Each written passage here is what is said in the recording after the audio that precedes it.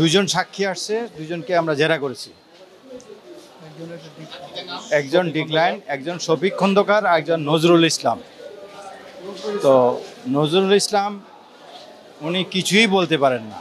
উনি আসলে প্রকৃত বিষয় কাউকে দেখছেন বলেও বলতে পারেননি। আর ঘটনাস্থলের কাছে ওনার বাড়ির সামনেই হয়েছে, উনি কবুতরকে আদার খাওয়াইতেছিলেন, সেখান থেকে দেখছেন বললেন, কিন্তু কে কি করছে কিছুই জানে না।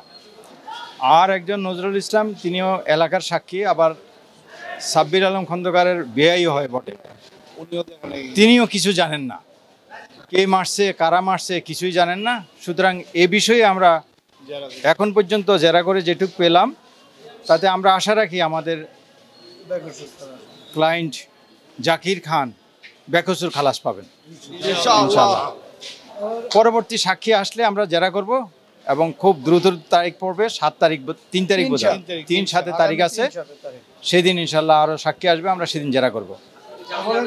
আমরা জামিনের আবেদন করেছিলাম, আদালত জামিনের বিষয়টা হাইকোর্টের একটা বিষয় আছে, সেই জন্য এটা ওইভাবে আছে আর কি। এটার কোনো আদেশের বিষয় আমরা এইভাবে বলতে পারবো না।